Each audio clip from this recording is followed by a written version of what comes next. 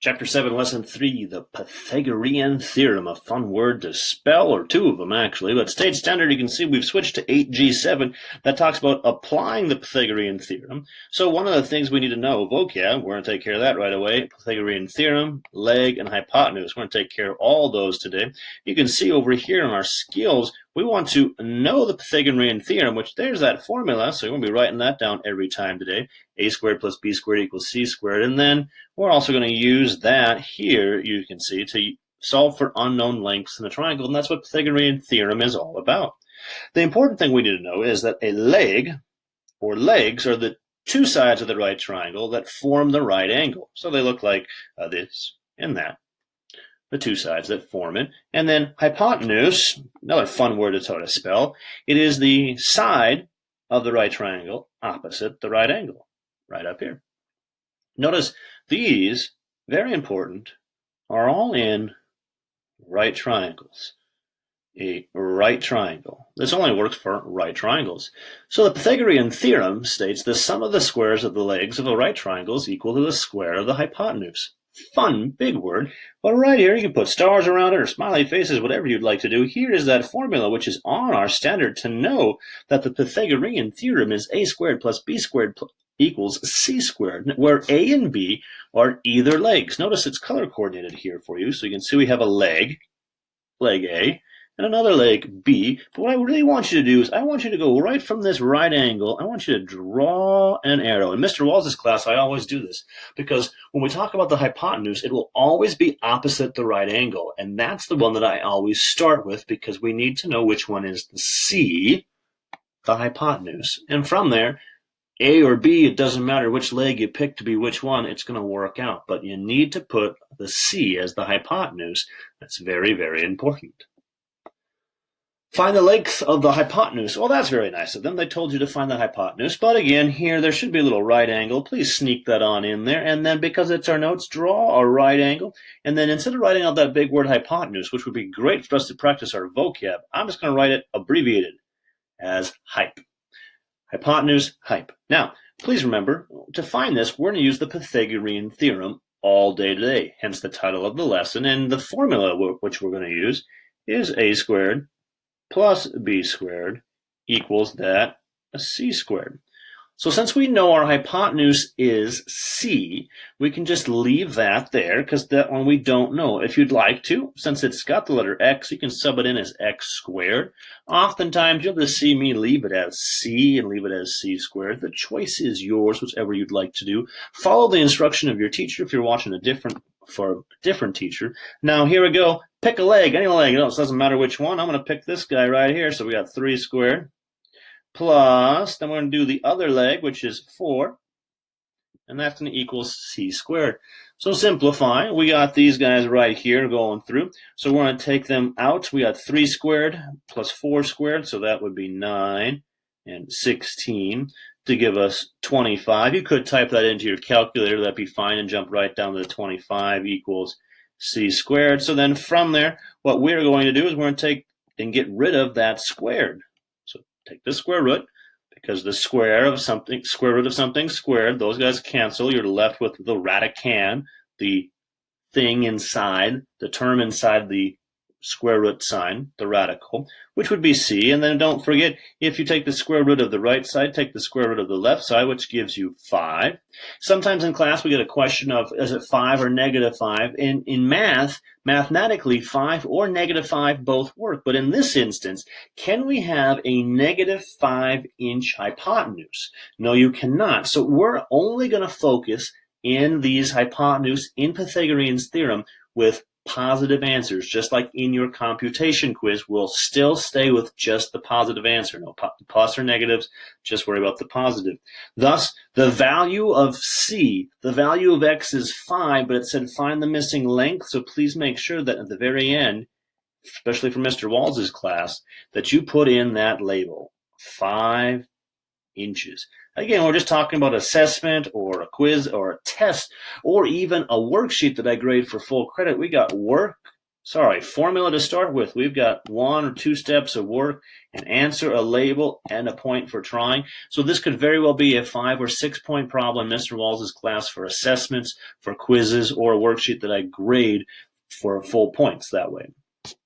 What are we doing? Well, we are applying the Pythagorean theorem to unknown side lengths. Notice you know, or we're going to, because every problem, yes, every problem, I will say it in class, let me say it here. You cannot write a squared plus b squared equals c squared on the top of your paper once and then continue on the problems. Every problem you do, you will write down the Pythagorean theorem.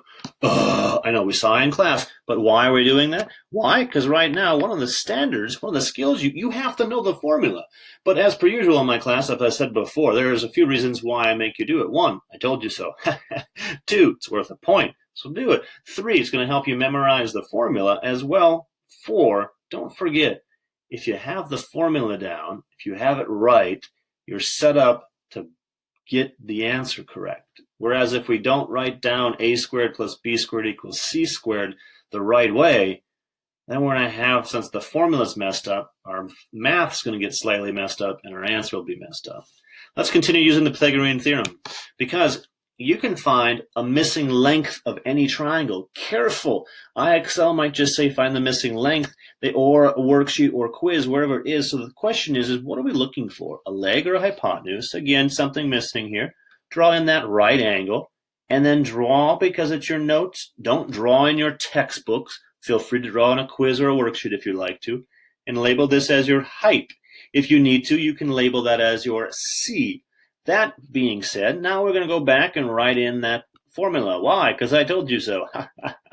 No, also because it's worth a point, as well as we need to know it. That's what the skill says in our standard. So a squared plus b squared equals c squared. Colors aren't important. I just used the blue and red to help us visually. Just write it on in. If you're a color person, go ahead and do some different colors. As mentioned, I always start by finding that hypotenuse, the C, so I know what to plug in there, because that one is the muy importante, the sehr wichtig, the very important one, because now it doesn't matter which one you want to pick for A. This one. Cool, 7. Did you pick a different one? It doesn't matter, because what's the other leg? X, so call it x squared. Or again, if you'd like to, you could just leave it and call it b squared. Doesn't matter to me. I'm just going to go here with x since it was x. Now we do some math. So we got 7 squared is 49, plus some number squared is supposed to equal 25 squared. Type it into your calculator or write it on in, 625. Now we have an equation we need to solve. We're going to do that by step 1. Writing, or not, you can subtract it, but you know me, I'm going to add a negative 49 to both sides.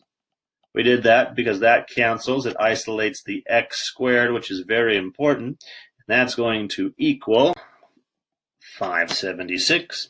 From there, because we are trying to get rid of that squared, we don't want x squared, we want just a single x on there. So we're going to get rid of that by taking the square root of both sides. So when you do that, again, the square root of x squared, the square root, and the square, the radical sign, and the squared cancel. You're left with just the radicand, the term inside, which is x. Take the square root of the other one. That's where if you got it, great. If not, grab a calculator. There's no shame in that. You don't have to have it memorized that, oh yeah, I know that. That's 24. Great. If you did, awesome. If you didn't, I had to use a calculator. We'll talk about that in class, that some of these ones I know, some of them I don't know. So if you don't, just grab a calculator, write that on in. Again, notice it said find the missing length, so we're going to call it 24 feet. Do not just magically make 24 feet appear out of nowhere. You need all these other things. You need the formula. You need work. Here, especially, you're going to need that work for solving the equation. Show me that square root, answer, and a label. So we got 1, 2, 3, 4, 5, 6, and perhaps a point for trying as well. 7-point problem in Mr. Walls' class, a different teacher, maybe not, maybe a worksheet I might grade a little bit differently, but in general, I mentioned that in class, that's what you're looking at. We got a word problem, which you can see on IXL. You'll see on your homework as well, a word problem. So the real thing is setting it up. So I would talk about drawing out a triangle. So we're talking about this. It says you live 36 miles south of an amusement park. Wonderful problem. In class, we'd probably go on a 3-minute detour because you know I tie in other classes. But for right now, we talk about south. You are south of an amusement park. So I'm going to put a little star for the amusement park. And then it says you are south of it. So I'm going to go down. So that's where you live. And then it says you are 15 miles west of your cousin. Yay, a cousin. Doink. I'm going to put that there because remember, west, we talk about in class, never eat soggy wheat or however you remember those cardinal directions. If you, that's right here, you need to be west. And this direction is west of your cousin, the smiley face. So that's what you were looking at here. So that one was 15. And then your cousin, you were 36 miles south in an amusement park. So now the question says is, how far away from the amusement park does your cousin live? So if your cousin could just take a straight walk, as the crow flies is an old phrase, if he could just walk diagonally, directly to it, not have to worry about roads or cars or houses or intersection, he could just walk directly there. How far is that?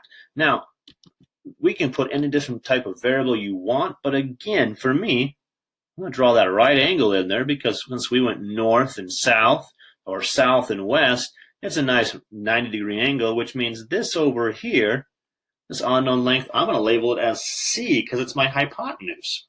Now I've got this, and you're thinking to yourself, how do we do this? Conveniently today, what are we talking about?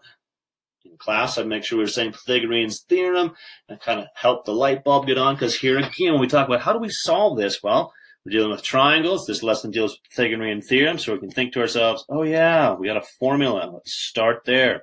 No wonder Mr. Walls has us write it down every time. Ah ha ha, you're catching on to it. A squared plus B squared equals C squared must be something here that's going to help us. So again, when we're looking at that, I always start with the hypotenuse, so that way I know which one is the C, which in this case we don't know, so I'm going to leave it as C squared. Pick an A, doesn't matter which one, I'm going to pick 36 plus the other leg squared, 15 squared. Now again, you could tell me what 36 squared is, and then what 15 squared is, and what they are added together, but for most part, unless I say otherwise or a teacher says otherwise, just type in 36 squared plus 15 squared into your calculator. So that way you can see that you get 1,521 to equal C squared. So again, from there, let's get rid of that squared on it. Take the square root of both sides. So that way you're left with C on the one side. And then type your calculator.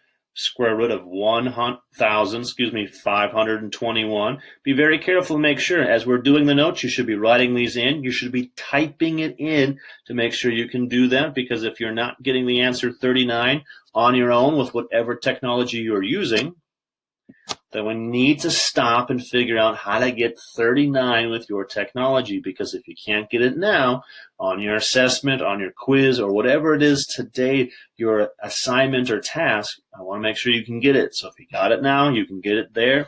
Again, it didn't say what is C, it says how far does your cousin live? So 39, what? Put back to the problem.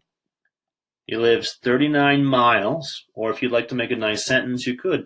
Your cousin lives 39 miles away from the amusement park. Box it on up. Don't just make it magically appear. Formula work, answer, and label. Why we're doing this? Because we need to know the Pythagorean theorem, so that's why you're going to write it down every time you use it today on every problem. And again, why we're doing that, we're going to use the Pythagorean theorem to solve for unknown side lengths. We've talked about the Pythagorean theorem. We talked about a leg being the sides and the hypotenuse being the side directly across from the right angle. So today we've knocked off everything in the vocab and skills, so we can work on applying the Pythagorean theorem as our skill. Which you can see today, provide geometric proof of the Pythagorean theorem, use the Pythagorean theorem to find missing side lengths of right triangles, and solve real-life problems.